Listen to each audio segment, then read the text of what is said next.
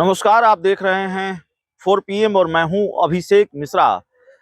देखिए, एक बार फिर बिहार उपचुनाव की बात करेंगे। हालांकि उपचुनाव का चैप्टर क्लोज हो चुका है। उपचुनाव में प्रत्याशियों की किस्मत ईवीएम में कैद हो चुकी है। बेलागंज, रामगढ़, इमामगंज और तरारी, इन सारी सीटों पर सारे सारे सीटों के लिए वोटिंग कल हो चुकी है। लेकिन बड़ा सवाल यह है कि क्या नीतीश कुमार की साख बच रही है कि नहीं बच रही है? क्या जेडीयू की साख बच रही है कि नहीं बच रही है? बेलागंज सीट पर सबकी निगाह टिकी हुई थी, टिकी हुई है, और जब तक चुनाव के नतीजे नहीं आ जाएंगे टिकी हुई रहेगी रहेगी क्योंकि बेलागंज ही एक ऐसी सीट जहां से जेडीयू चुनाव लड़ रही थी। एकमात्र सीट जहां से जेडीयू चुनाव लड़ रही थी, नीतीश कुमार की पार्टी चुनाव लड़ रही थी। और बेलागंज गया लोकसभा क्षेत्र की सीट है। हालांकि जहानाबाद क्षेत्र का वो इलाका है, और जहानाबाद की लोकसभा सीट जेडीयू हार चुकी है। अपनी सीटिंग सीट 2024 के लोकसभा चुनाव में जेडीयू ने गवा दी। बेलागंज इसलिए भी मुश्किल नीतीश कुमार के लिए, जेडीयू के लिए, क्योंकि 30 सालों का तिलिस्म है, पिछले 30-35 सालों का तिलिस्म है। 30 सालों से उस पर कब्जा है जनता दल यूनाइटेड का। 30 सालों से उस पर कब्जा, माफ कीजिएगा, आरजेडी का 35 सालों से, तकरीबन 35 सालों से, 34 सालों से आरजेडी का बेलागंज सीट पर कब्जा रहा है।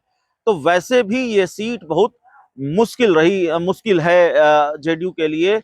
ये लालू यादव का, तेजस्वी यादव का, या यूं कहे कि आरजेडी का, सुरेंद्र यादव का अभेद किला बना हुआ है। इसको कोई भेद नहीं पाया, पिछले 3 दशक से ज्यादा हो गए। तो जो पिछले 3 दशक से नहीं हो पाया, क्या वो जेडीयू इस बार कर देगी?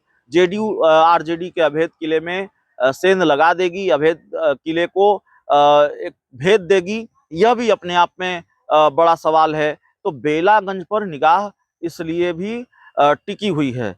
लेकिन क्या किस्मत दगा दे गई जेडीयू की? क्या नीतीश कुमार के साथ खेल हो गया?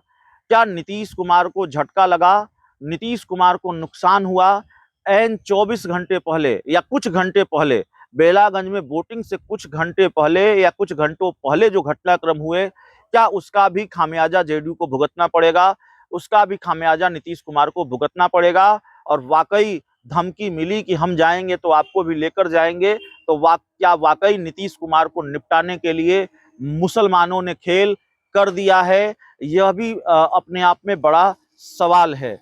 क्योंकि बेलागंज सीट जेडीयू तभी जीत सकती है, बेलागंज सीट में जेडीयू तभी जीतेगी जब मुस्लिम वोट या तो जेडीयू का साथ दे अच्छी खासी संख्या में, लालू यादव से मुस्लिम वोट छिटके, आरजेडी से मुस्लिम वोट छिटके, उसमें सेंधमारी हो, या फिर प्रशांत किशोर के साथ अच्छी खासी तादाद में मुस्लिम वोटर चले जाएं, मुस्लिम वोट प्रशांत किशोर की पार्टी काट ले, मुस्लिम वोटरों में सेंधमारी कर दे प्रशांत किशोर की पार्टी। दो ही स्थिति, या तो मुसलमान जेडीयू के साथ चले जाए, या एक बड़ी संख्या में मुस्लिम वोटर प्रशांत किशोर के साथ चले जाए।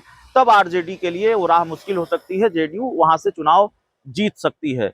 लेकिन क्या ये हो न सका? इस बात की उम्मीद जेडीयू को थी, लेकिन ये खेल हो न सका, उल्टे नीतीश कुमार के साथ खेल हो गया। ये बड़ा सवाल है। बड़ा सवाल क्यों है? देखिए, बिहार में उपचुनाव से कुछ घंटे पहले मुस्लिम पर्सनल लॉ बोर्ड की धमकी सामने आती है। मुस्लिम पर्सनल लॉ बोर्ड के सचिव धमकी देते हैं सीधे नीतीश कुमार को कि हमारे हमारे वोट से आप मुख्यमंत्री बने हुए हैं, और फिर आप हमारा साथ नहीं देंगे। अगर आप हमारा साथ नहीं देंगे तो फिर जाहिर तौर पर हम वो हैं जो हम तो डूबेंगे, हम तो जाएंगे, लेकिन आपको भी लेकर जाएंगे। ये बड़ा सवाल, इस तरह की धमकी मुस्लिम पर्सनल लॉ बोर्ड ने दी। उन्होंने कहा ये वक्फ संशोधन अधिनियम बिल का मामला, वक्फ संशोधन अधिनियम बिल को लेकर सीधी धमकी मुस्लिम पर्सनल लॉ बोर्ड की कि हम वो हैं जो जाएंगे तो आपको भी लेकर जाएंगे। तो क्या मुसलमानों की नाराजगी देखनी पड़ेगी, झेलनी पड़ेगी? वक्फ संशोधन अधिनियम बिल भी फैक्टर रहा है बेलागंज के विधानसभा उपचुनाव में। देखिए, मुस्लिम पर्सनल लॉ बोर्ड की धमकी फैक्टर रहा हो न रहा हो, उसका असर वोटिंग में कितना हुआ, ये चुनाव नतीजे बताएंगे।